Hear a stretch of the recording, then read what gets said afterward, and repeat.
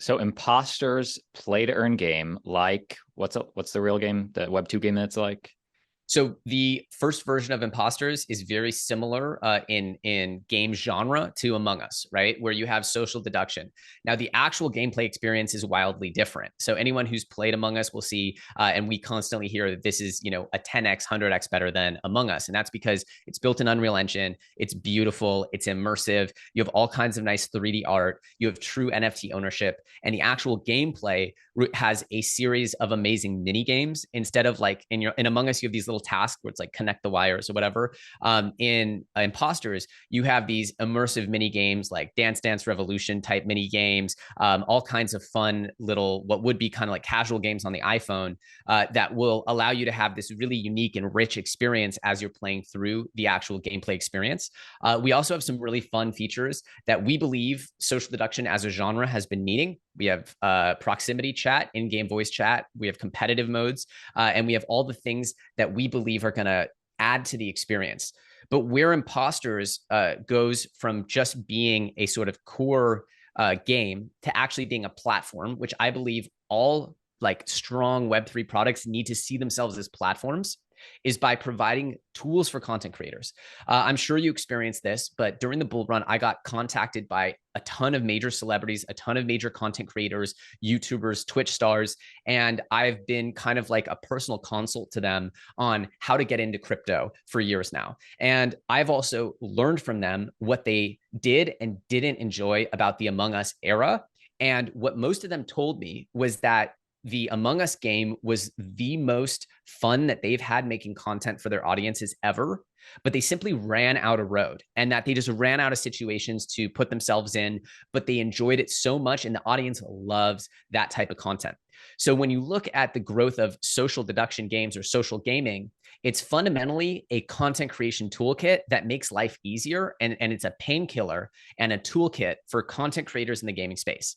Now, one of the biggest issues for the gaming space right now is that gamers, or the vocal minority of gamers, say that they don't like NFTs, or they're saying they don't think that they should be forced to use NFTs. Of course, meanwhile, they're buying centralized game items with hundreds of billions of dollars each and every year. So what we know is that by giving them true ownership, they're going to love it. But there's a little element of stigma here that has to be overcome. It'll be short term, but we believe the road to overcome that is by pleasing the content creators. So we see Imposters fundamentally as a game that creates toolkits for content creators. And we'll be doing that through user-generated content, the ability for people to customize their experience and the maps and the ways, the rule sets around the social game. This will allow for users to create sort of infinite content within the game. So there won't be that run out of road experience with Imposters in the future by leaning on UGC. And that's the way that this game can be expandable.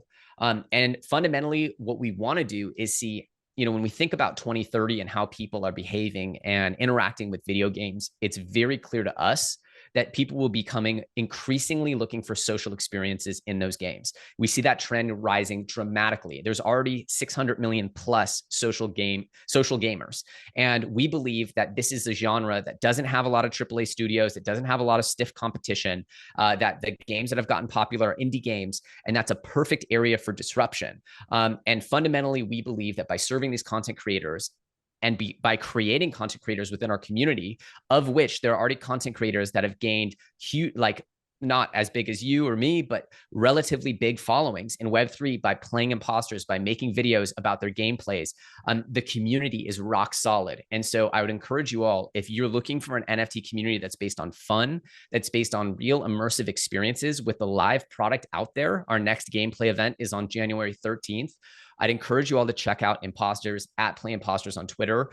It's very real. There's nothing behind the curtain here. You can touch it and feel it and evaluate it for yourself. It's going to be on Epic Games, the next gameplay. So if you have Epic Games Launcher, if you ever played Fortnite, you can access Impostors. And this is the type of onboarding. It should be as easy as clicking right next to your Fortnite app, download the game, jump in and start playing. And that's the experience that we can now onboard people. Now, of course, if you want to be a part of the larger Impostors metaverse economy, that is part of the superverse, that on-chain economy, that's where you'd want to start collecting those NFTs. But what we really want people to do, and this goes back to the first interview, is when we see fundamentals outpacing value, you want people to be so deeply infatuated and in love with the gameplay that all they're thinking about is playing, right? And in between our gameplay events, all we hear from our community is they're itching to play. They can't wait to play. They just can't wait for that next Impostors gameplay event. And that's the feeling that gets this ecosystem to the masses, is focused on the gameplay, and all of the demand then works out for the rest of the economy. And so we have a really cool white paper. We call it a meta paper. You can check it out on docs.impostors.gg. There's about 36 or 37 pages there. I'm not actually sure the exact number, but it outlines the entire ecosystem. But what is the simple takeaway that I hope you guys take away from this is just play a game. Just play the game. That's all we ask you to do, is touch the products. Doesn't require any spend, doesn't require any investment. It's just pure, we want to build products that people are in love with. And we hope that we're measuring up to that with GigaMart and Impostors. And we're going to continue to build throughout 2023, 24, 25, you name it. Whenever the market decides that it's ready for that next leg, we'll have been aggressively shipping and building. So I know the game is alive and people can play it, if you're in part of the community, but when's it going to be live for everybody, or is it?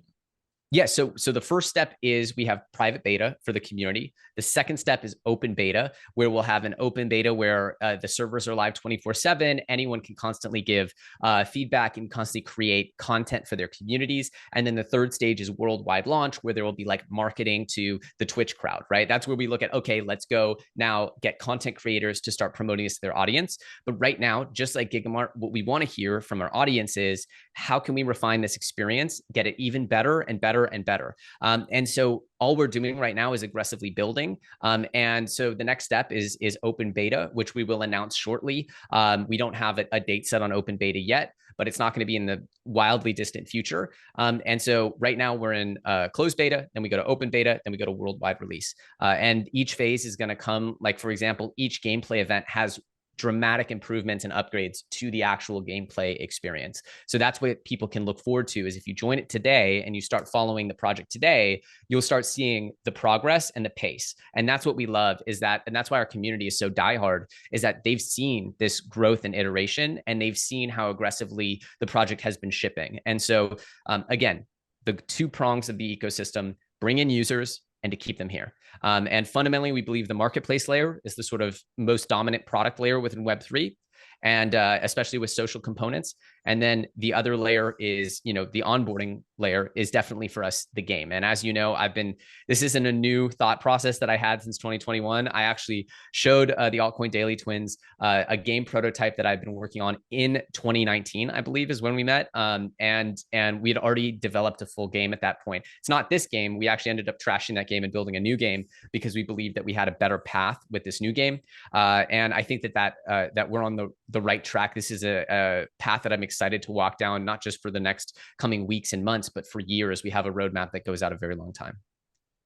I have one final question on big picture macro NFT space, but any final thoughts on Impostors specifically? Just play, have fun. It's about fun, right? Fun is a killer feature. And so if you can make something fun to use, the bull markets and the bear markets won't matter, because you're there to make friends, make memories, and just have a good time. Give me an NFT market prediction for 2023. I only ask because it seems like the space is dead, at least for the short term. What do you think is going to happen in 2023? I would say that once again, the best part about this market is the noise is gone. And so it's really easy to identify the projects that are continually making progress. And there are a ton of projects making progress. I'm not going to name them here because I don't want to be perceived as shilling these small projects. But the reality is, if you go on Twitter and you follow some people in the NFT space, then you'll be able to quickly discern, okay, which projects are, even today, when I did my GigaMart product demo, you saw some projects are up 30%, 50% just today on the 24-hour period. So yeah, the space might be dead, but not everything's dead. And when you see projects sort of going against the grain and creating positive momentum in this climate, It's a beautiful thing. And it's something that is a good sign that that project, I'm not saying it's going to pump the hardest in the future or make you generational wealth, but is that a durable ecosystem that's continually grinding through? You can imagine making growth in the bear market is like walking through quicksand. So if you can grow in the quicksand, what's going to happen when you have the big upswing in the markets? And so I love this type of market because it's really easy to identify the founders and teams that know their stuff and aren't going to let the market conditions dictate the success of their project. And you always want a scrappy team. And so I could name them off the top of my head, several, but dude, give me one or two. So today you've seen a big, because you already saw it on the charts. You saw a big upswing in Pudgy Penguins today, and that's because its founder Luca Netz is a really interesting individual, has had a lot of success in the sort of toy manufactured goods ecosystem, and he's taking a similar route with Pudgy Penguins. You see like a lot of activity going on Solana. There was a project called DGods and Utes that this founder Frank, who's a young man who's created like a cult-like following around his stuff. Those projects in ETH value reached about 10 ETH floor, and Utes has about a 1.3 ETH floor. I'm actually not sure if that's exactly accurate. Maybe it's more 5 ETH than 1.3 ETH. But they've consistently been able to grow even in Solana, which has had a horrible crash and has a lot of narrative issues, right? With the FTX and SAM direct connection there, Solana suffered a lot, but those projects are still strong and the communities are still very strong. And so looking at these, and I'm just going to say, I have no idea whether these projects are going to go up or down, sideways, whatever. I'm just, I was asked for examples of projects that have shown tenacity and shown the ability to continue building their communities. There's projects like the Sappy Seals, who have this like meme army, and they haven't pumped too aggressively, but they've sort of held on and sort of steadily grinded their way up. And those are the things that you want to see, right? You want to see that tenacity out of projects that are still kind of marketing. I've been in build mode, so I haven't been heavily marketing the NFT projects that I've created. I wanted the product to sort of lead, but obviously 2023 is going to be where I want to engage with each and every person. So I'm going to be doing a lot of Twitter spaces if you want to find me. I'm going to be doing a lot of voice chats in the Discords if you want to find me. And those are where I hope to build really important bonds with the people here. Because if you can earn the trust and attention from the people here during the depths of the bear market, these are the hardest, most educated, most difficult to please customers and users and holders. And so that's, to me, the most important task is by making them happy, you can actually achieve great things when the market reverses, because these are the people that are not fooled easily by cheap tricks. Like, these are the people who want to see value. They want to see real tenacity. And so to me, 2023 is the year where valuations, again, might still suffer, but it'll be much easier to see the projects that are putting in the work and not giving up and making progress. And progress during the bear is what we want to look for. So I think 2023 is going to be the easiest year to identify winners, even if those winners don't print many gains, if that makes sense. Next time you're on, and Elliot, I want to have you back in 2-3 months. I want to play you in Impostors. Let's do it. I'm no gamer, so you're gonna have to teach me how, and then I want to, me and the audience, we'll see how this game is. Oh, I can't wait. Yeah, no, that was great. I would absolutely love that. So thanks again for having me on. Again, I'll reiterate, the best thing that you can all do is pump those numbers up for Altcoin Daily. Like, honestly, content creators are super important. In these conditions, keeping the spirit and the community connected through content creation is a really undervalued sort of part of the ecosystem. And Altcoin Daily are leading the charge. So make sure to support them, smash that like button, subscribe. And I know I always watch your videos. So thank you so much for everything you do. And thank you for having me on.